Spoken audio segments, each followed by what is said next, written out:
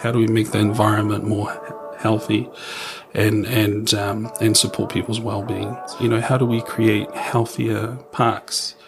How do we create healthier environments for our family to be able to utilize? With the budget constraints at the moment, there's some challenges that we're facing there in terms of decisions, but I really do want to put my support behind how we can continue to make our parks fit for purpose and suitable for our whānau to be able to use, because research has showed that a good life balance, including healthy environments that people can sort of expand out into, and not just in their homes, is quite a protective factor in terms of those mental health and addictive symptoms.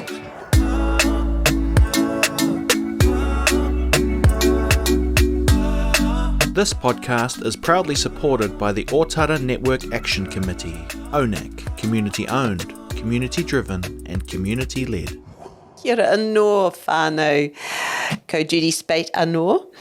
And today I am introducing you to our newcomer to the local board, Topou Folau. Topou is an absolute rock star, guys.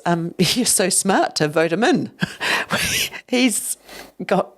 Well, what I loved about the conversation with Topou is that he just talks about who he is. He's a healthcare professional. He brings professional experience right home back here to Ōtara, where he has created this expertise in community alcohol and drug support.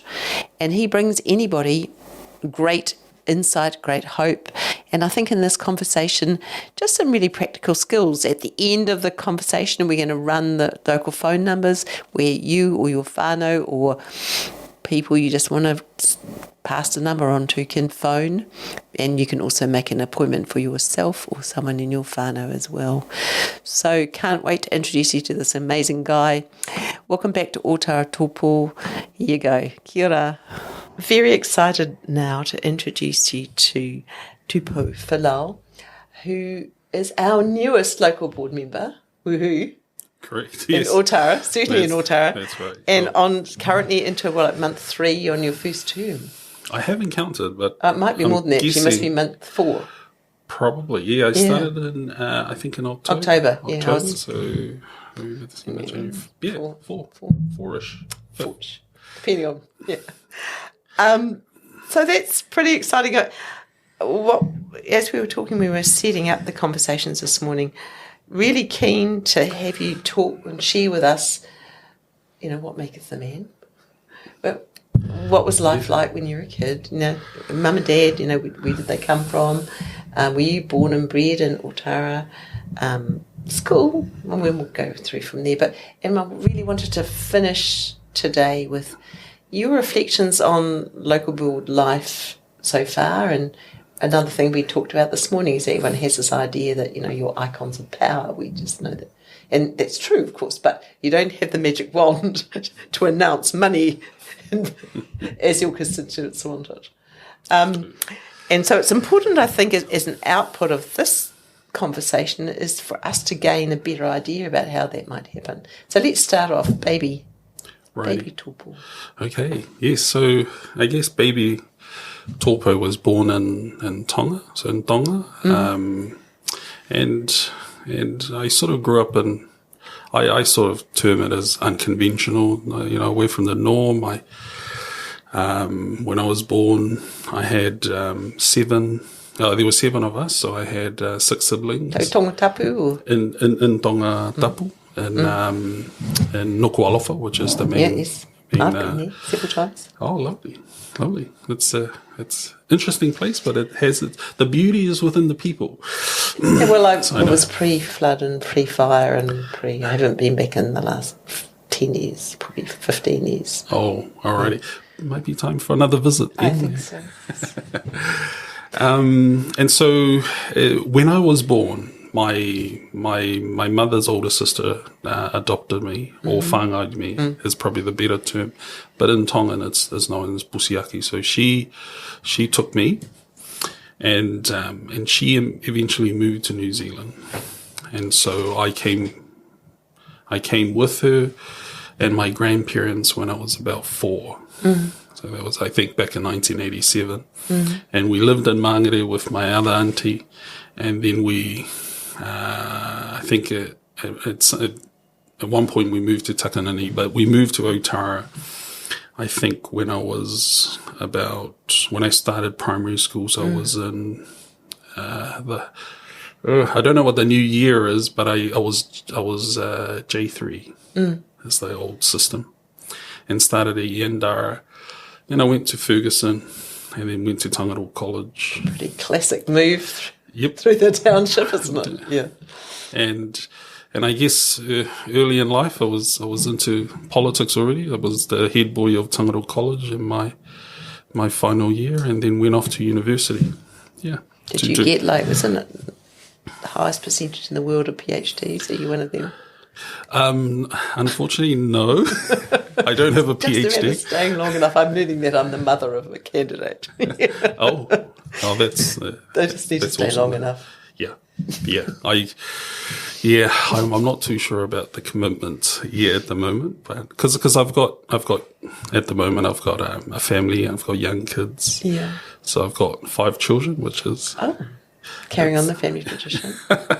Yes. En route for 7. I did have dreams of 7, but my wife said no. I was going to say you need to put in the planning applications.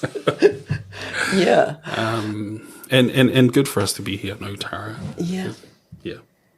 But I guess that's a little bit about my background. And So TC head boy, what led to being that? Whose era was that? Who was the headmaster then? It was a gentleman called Mike Leach. Oh, yes. And his wife, Jenny Leach, was the principal of Ferguson. Yeah.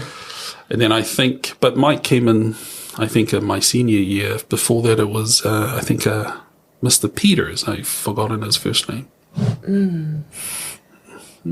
Yeah, and I was just trying to think back because I knew most of them.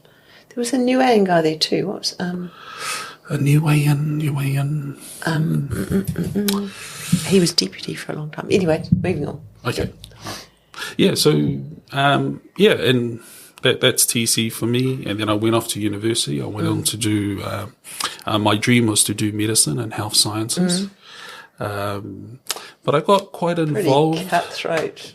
Yes. Little introduction to academic life too. We've seen that. Yeah, I know. Well, I had huge ambitions, and I wanted to become a doctor, and then I went off to university, and instead. Did you Otago, Auckland? I did Auckland University. Yeah, I mean no easy way.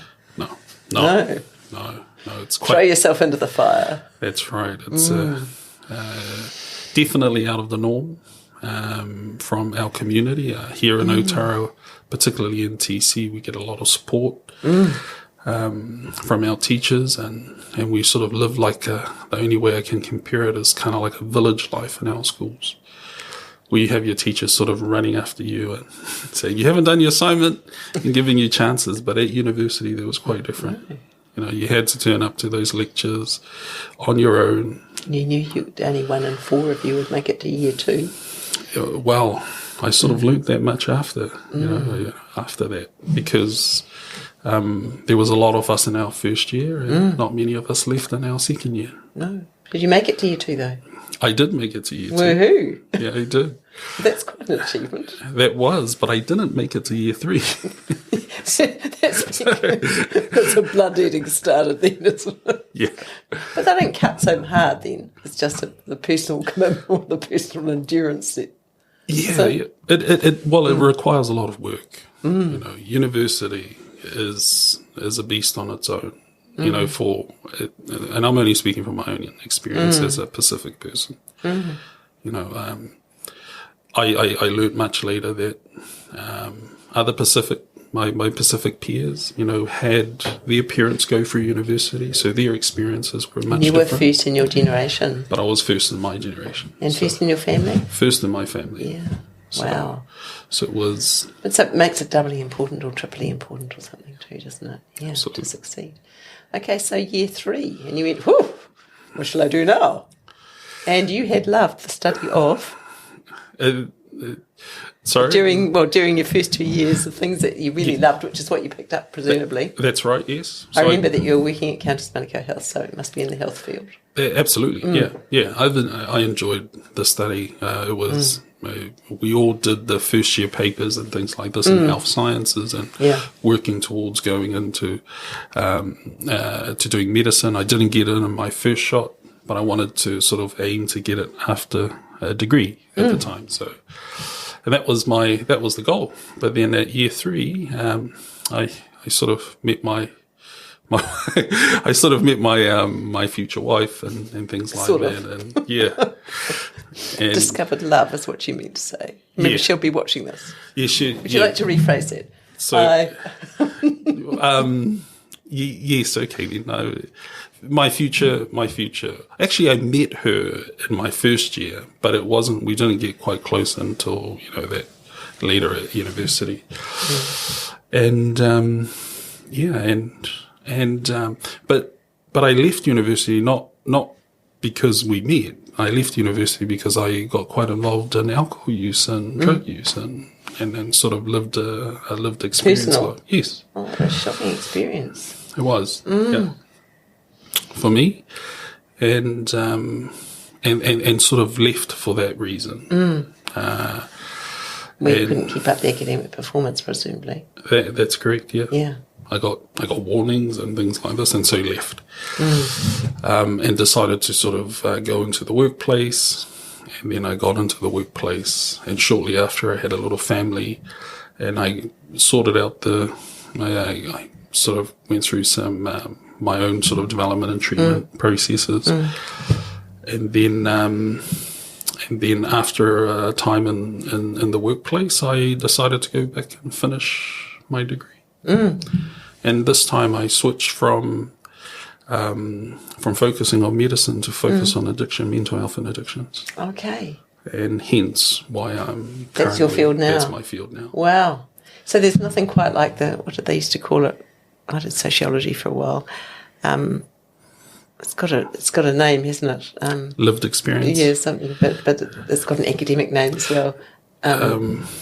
Oh. And just, it'll come back to me. I'll send you an email. But lived experience, as we talk about in this century, it's critical, I think. I mean, you've got to know, don't you? So do you have a philosophy on that?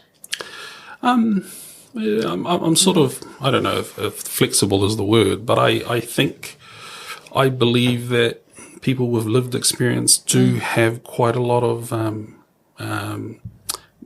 experience and special input that they can have into people's recovery, particularly with their own experiences they've gone through.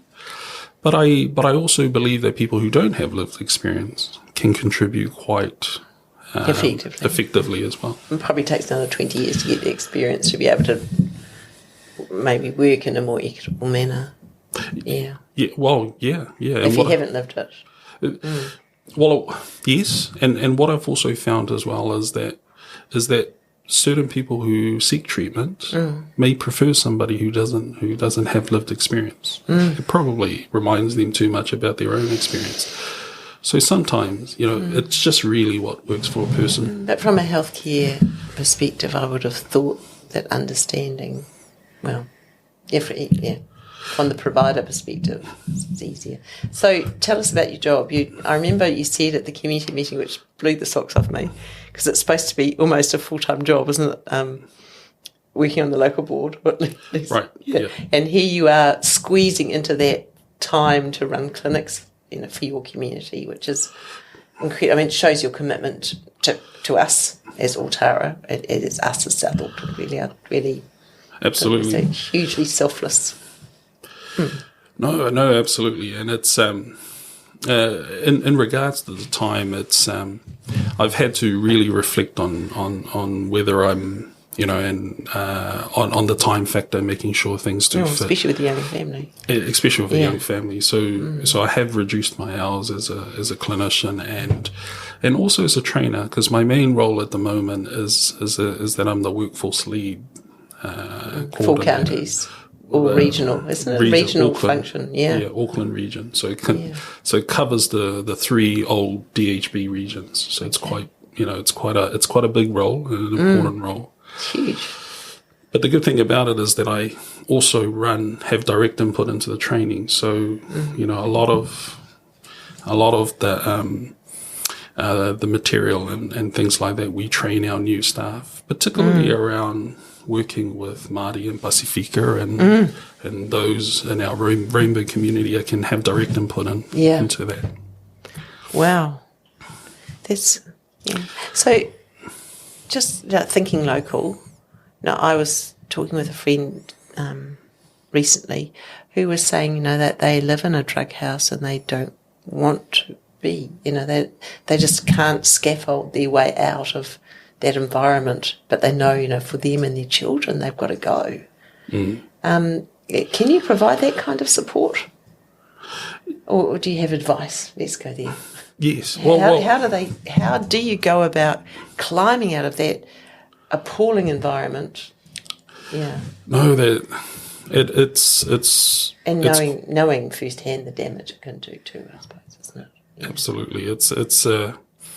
It's quite a common thing that happens, the case that sort of comes forward or stories that do come forward and in terms of being a professional, an addiction practitioner, what we provide is in terms of support is counselling support to those individuals.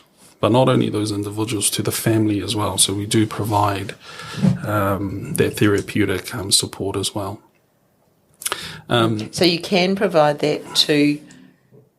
So my friend, I could make an appointment for my friend, or she could make an appointment to see someone on the team at Counties to help you climb from that environment. So in terms of working with individuals, self-referrals is sort of the main process that it comes through. But we know that always comes with someone with their arms around you, pushing you from behind. And of course with referrals from other organisations too, and that usually is pretty good because then we could liaise and sort of see how we can engage with that family. Yes, yeah, I guess trying to sort through all the minor little details in my clinical mind. I guess the short answer is yes, we do provide support to all our whānau who need support for substance use. Yeah. And for anyone that's watching you now, what's their first step is just to approach the DHB, look for drug and alcohol support services. And would they do that online, or are they going to ring the phone number? Or? Yes. So we do. So the name of our service is CADS, the Community Alcohol and Drug Services. They can approach us. We've got sort of clinics in different parts of Auckland. We've got one in. So the one in South Auckland and Counties is in Manukau. It's on 7 Ronwood Ave. Yeah, we know where. And we have a walk-in clinic. So we have a walk-in clinic that's available for the public to walk in between the hours of 10 and 1 p.m. Monday to Thursday. So, and then we also got a duty counsellor that is available for people to give us a call, whether it's people themselves or also give us a call from other organisations too. Cool.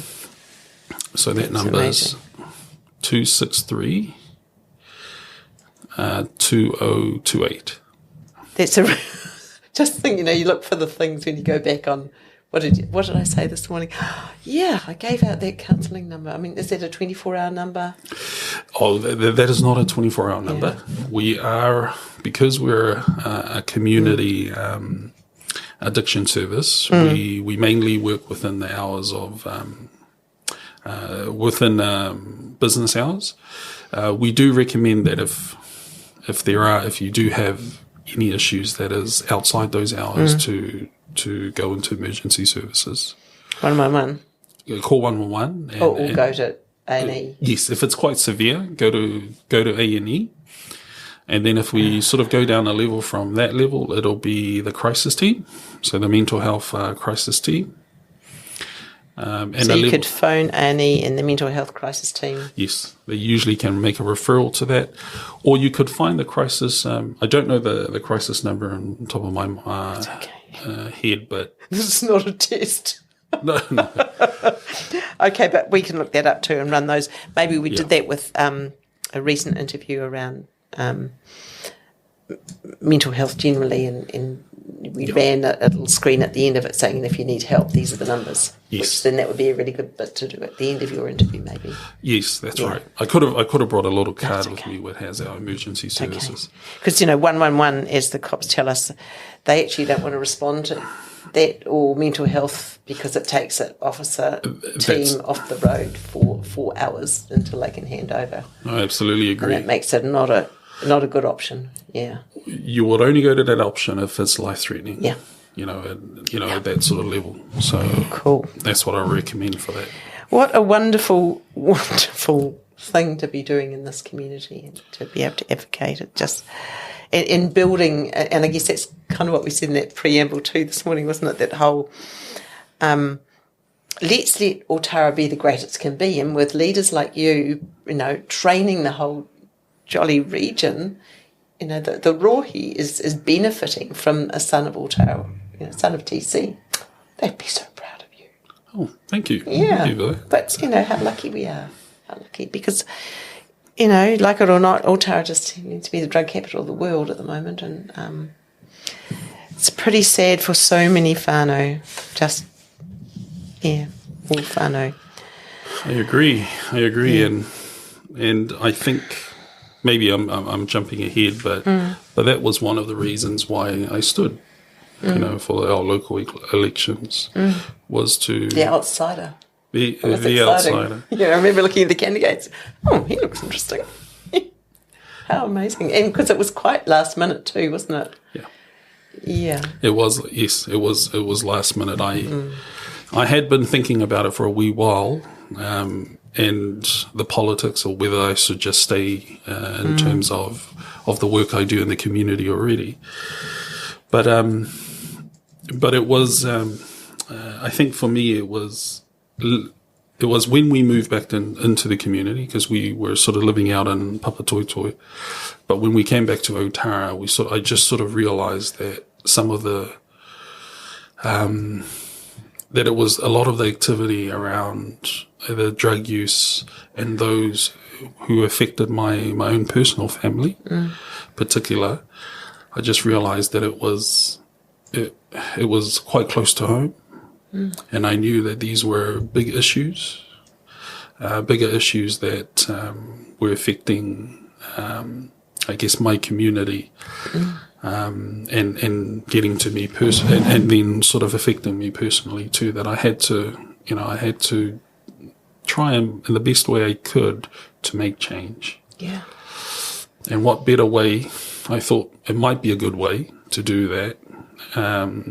Is to bring some of my experience in the addiction field into decision making at the board level. Absolutely. Well, it was Gandhi, of course, that said, "Be the change you want to see."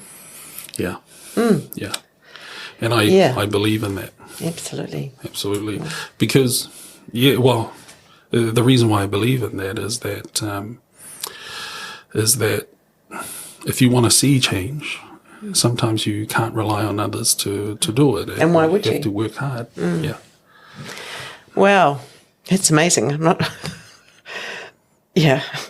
I think I need to ask more questions, but that's probably, for me, a really amazing conversation for the here and now, for the purpose of this podcast, really. The truth that you've spoken to us with, allowing yourself to be vulnerable by explaining that you're a survivor, and those things are huge. They really are huge. So thank you. That's exactly what we were hoping to achieve with the conversations. Thank you very much. So if we move forward, because, normally I'm allowed to talk for at least an hour, but because of the constraints we know we've got in front of us today, we can't do that. Shall we talk a wee bit about how you're feeling we've done a wee bit about the balancing your clinician work and your community leadership, and how do you balance that. But how is it being on the local board? How is it being the newbie in a powerful, basically you're filling Lotu's boots, which is pretty scary. I think that's the emotional part of these, because when I think of power, I think of emotion, for me. Yeah, it's not about ego. It's about the wave. It's probably a little bit of the ego, but a lot of the responsibility. I sense that too. And I think that's my experience. I feel good that I'm there, but I also, but the reason why I feel good is because, I'm around people like Lotu. And I know Lotu's moved on. She's a counsellor. She still comes back. Yeah. But I'm around Reese. Yeah, wow. He's been around. Me and Reese used to go to university. Actually, we're at university together. Did you ride the bus and say to each other, we should be helping those people there? No, I think Reese was, he had a car because I didn't see him. Well, his bus story is, you've got to listen to it. I'm going to get him to tell it again anyway. It's about, why are you going into town to work when you could be helping your own community. It's it's my story. Yeah. That's you can go and work somewhere else for a while, but if you don't come back and do something, that's the whole point. Do something real. Yeah, it's just about money, and to after a certain point when you paid off the car. We used to say bought a house. But once you've done those things, what's it for, really? Yeah, no, that's right. That's right. When money, I guess for me, money is important. Money is important because I think it allows our families to access certain things that they otherwise can't. And so, but I absolutely understand that growing up from a poor background, in terms of struggling, and going to school hungry, and my parents didn't work; they were on the sickness benefit, so we were quite stretched. So you were living with grandma and grandpa at that point, and then Mum married stepdad, and grandpa and grandma passed away, so we sort of that's how we sort of grew up as a young person. And then I was sent to live with my auntie and uncle to go to school. So we weren't very. So this was your second. This is my new word for today. Busiaki. Busiaki, yes. Busiaki. That Busiaki. Yeah, I've got that there. The I. So that was your second Busiaki family. That was my second Busiaki family. Yeah. Yes. Okay. Wow. It's amazing you've grown into this amazing person. Well, I think what gave me the ability to be strong, but also the backing of discipline was, being able to grow up in quite a tough background like that. Yeah. But we didn't have much, so I think the important thing for me was always rationalizing and making sure that money is well spent, and making judicious decisions. Yeah, that's something I sort of learned from a young person, and now, even though I do work for CADs and things like this, before I worked for them, I ran my own private practice and things like this. So I was working privately and still have quite a small private practice. And making sure that you stick to budgets and watching where the money goes is very important. Especially one in the NGO field. Yeah. Absolutely. Yeah. Absolutely. Yeah. But actually, we always have enough to eat in our whānau. But we have a house. But we don't have money for stuff that you don't really need. We second-hand clothes, the ones that are donated by people for our community, and I hope that anyone that I beat to the skirt that came in yesterday forgives me because I'm wearing it. Absolutely. Yeah, but a lot of those things are really I mean, they're so, new clothes. You don't need new clothes. It's much more sustainable to wear old clothes, second-hand clothes. And, that's one of the things we love is that anyone can walk through the door and, we've got anything you need. If you're hungry, we've got food. And we've got... Yeah, so there's community organisations and all families need to do really is go, actually, we've only got this much. And no, I don't need new shoes for my children. I don't need brand new designer anything. Because that stuff's just rubbish. It's not true. Absolutely agree. Absolutely. Figment of the imagination and the advertising world. Well, my proof is this shirt here. I got this from Salvation Army. Excellent. We don't need to go to Salvation. Just pop in to see us and we don't charge anything. It's all part of the mana. Happy to... In fact, Vinny, our wonderful producer here this morning, Vinny had a wonderful experience with... what was she called? Oh, yeah. The person, right? Yeah. Yeah. What's the organisation called? I don't know. Anyway. You can probably see some of your professional clients here. Look sharp. Yeah. Look smart. Sharp. Look sharp. Look sharp. Yeah, Look Sharp is those $2, $3 sort of warehouse shop. No. So not beautiful organisation that used to be down the road. Yeah, they're in Onehunga now. They're in Onehunga. Yes. Jane, there we have got a name there. Anyway, we won't be putting this one on the whole. But Look Sharp, whatever it was, dress up, dress up, look sharp, or something around that. Anyway, they did this amazing Vinny transformation, and with not charging anything, and it was all designer stuff. And if you've still got remnants of that outfit, yeah. Yes. No, I've heard of the organisation, and they sort of get you ready for work interviews makeovers and stuff. Yeah, that's right. That's right. Yeah, that's cool. Yeah. Anyway, that's awesome. Sorry, we can go back and. Sorry to be the. Oh yeah, it's time. Is that 3 minutes? It's 30 minutes. We had 30 minutes. Oh, we've had 30 minutes. Okay, can we wrap up with a bit of Sure. What are your priorities? So my priorities for the local board for your duration, your first 3 years. Yes. So my priority is when I came into the board, I wanted to focus on mental health and addictions, and I wanted to because I know that that Ōtara and Papatoetoe will be because those are a lot of the struggles that the community will be facing. And they're so linked too, aren't they? Absolutely. And my thoughts is that generally that's something we sort of face. Alcohol and substance use growing up was something that affected the community as I saw, and we often struggle with. I know that mental health is something that we often struggle with too, but we don't come out and ask for help.